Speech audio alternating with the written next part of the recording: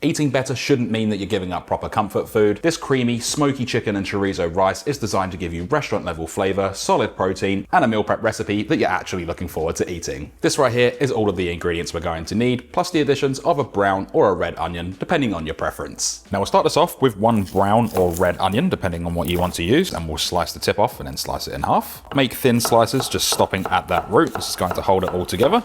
Do the horizontal slice if you like to do it. And then just dice this into small to medium sized pieces, making sure you trim off any excess flesh from around that root, just so we have no waste. Stand up any color of bell pepper or capsicum of your choice and just slice around the core, just the easiest way to clean this up without having any seeds or pith. Slice these into thin strips. You can leave them sliced, but for me personally, I'm going to slice these into the strips like so, and then we're going to rotate and dice into small pieces, pretty much the same size as the onion. Just remember though that the smaller the piece, the quicker it's going to cook, so if you do have those long strips, it's going to take a little bit longer, and for me personally, I do think the diced bits are better in this recipe. Top and tail, one zucchini, also known as courgette, and then I like to slice it in half just to make it a little bit easier to work with. Slice off a strip, that way we can lay it flat and it doesn't wobble on the bench, and then what we're going to do is just slice this into thick strips. Stack a couple of those strips up, slice them into battens, probably going to get about 3 cuts out of them, and then rotate and dice into those small to medium sized pieces. That way all of our veg is the same size. And we can add the zucchini into the capsicums, because these two are going into the pan at the same time, but leave the onions separate. Crush and mince 3 cloves of garlic. You can also grate or even slice this if you prefer, but you're gonna get those nice nutty pieces if you mince it. And we're not looking for perfection here, just make sure that most of it is the same size. For one of the main flavors of this dish, we're going to need 200 grams or 7 ounces of Spanish chorizo. What I'm going to do is just slice this in half lengthways. Grab one of those halves and then just slice them into quarters. Once they are quartered, all we need to do is dice them up. And these are going to be cooked down in a cold pan, bringing it up to the temperature. That way we can get a nice, really nice color onto the meat, as well as rendering out the fat, which we're going to use to cook the rest of our dish. All we're looking for is something that looks like this, probably a little bit bigger than the onions, the capsicums, and the zucchini. Now the last thing to do for the prep is butterfly our chicken. What I have here is 900 grams or 2 pounds. Just place your knife in the side of the chicken breast, just be careful of your hand. Open it up like a butterfly, and then what I'm going to do is just slice it into 2 even-sized fillets. Now once you have that done, lay these flat, and we're going to slice these into about 2 to 3 strips, depending on the size of the chicken. Rotate, and then dice into nice bite-sized pieces. Like I said in a couple of other videos, I've been cutting the chicken a little bit smaller, and I think it cooks up a lot better. You can cut this however you like. For cooking, you can either use a large pan with tall sides or a pot. We're going to place this over a medium heat, and while the pan is still cold, just add in all of that chorizo. Spread it out a little bit so it's not sitting on top of one another, and just let this cook for about 2 minutes just to build up a little bit of color and for that fat to start rendering. So after a couple of minutes, we'll start mixing this around. You can start seeing that color forming, the fat is rendering out, and they smell fantastic. Going to cook this for a total of about 3 minutes until they're caramelized all over. So after about 4 minutes, there's a lot of rendered fat coming out, exactly where we want it. We can keep this pan over a medium heat just so we don't lose any of that heat. And we can start scooping this out with a slotted spoon, that way we don't remove any of the oil, and we can pop this aside for the time being. Bring the pan back up to temperature. This time we can add in all of our chicken. Spread it out so it's not sitting on top of one another.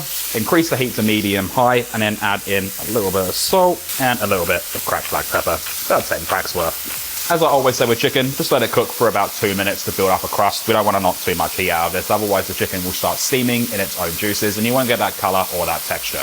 So after a couple of minutes, start mixing that all together. You're gonna have a beautiful color. Just make sure we mix that seasoning through as well.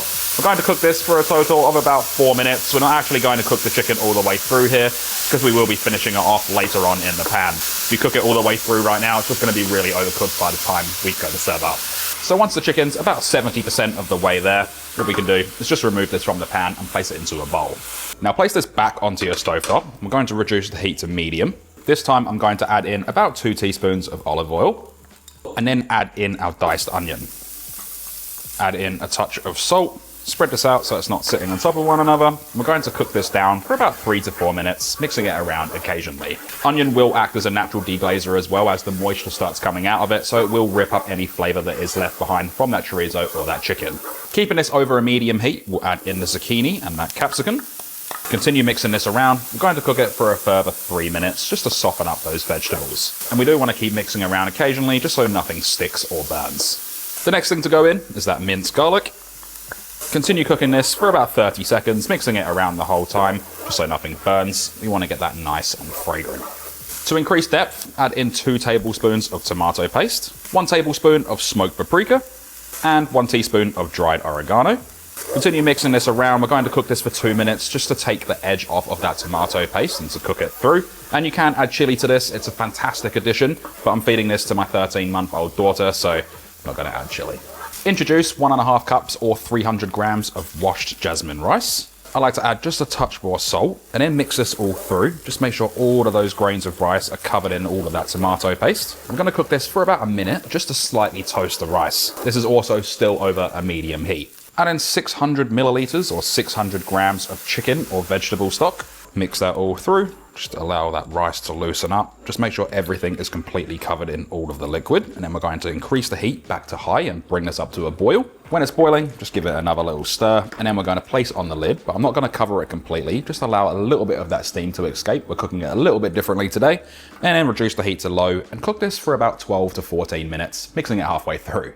After about 5 minutes, just carefully take that lid off and just give this a gentle stir. If you notice that it's getting a little bit too dry, you can add a touch more stock, but you shouldn't need to with the 600 milliliters and over a low heat.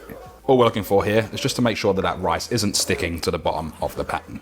Now after about 10 to 12 minutes, just remove that lid, give this a good stir through. Again, just make sure nothing's stuck. And at this point, the rice will be beautifully cooked.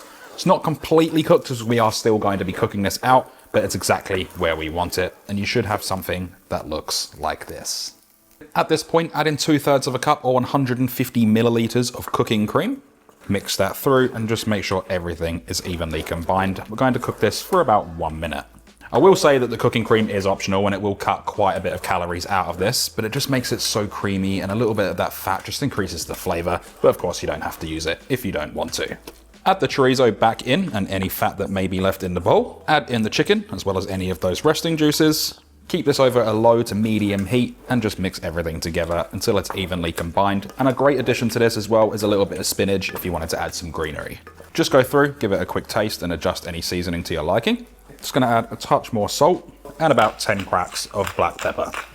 Cook this out for a further 1 minute just to make sure that that chicken is completely cooked in the center. Make sure you mix any additional seasoning through, and you can add a little bit of flat leaf parsley here as well if you wanted to. Now for this recipe, you're going to get 5 750 milliliter meal prep containers worth. You probably could get a 6th portion out of it if you wanted to make the portion sizes a little bit smaller. An optional ingredient is to top it off with a little bit of Parmesan cheese. I like grated Parmesan cheese. You can also fold some of it through whilst it's cooking, but I like to add it on right at the end, and a little bit of flat leaf parsley, which has just been roughly chopped, again completely optional. Let them cool down slightly for about 20 minutes, place on the lids, get them in the fridge for up to 4 days and in the freezer for up to 3 months. Your best bet for reheating is going to be a microwave for about 3 minutes, mixing it halfway through, and I highly recommend adding a little bit of stock or water to rehydrate. As always, there's one thing left to do, and that is we can then dig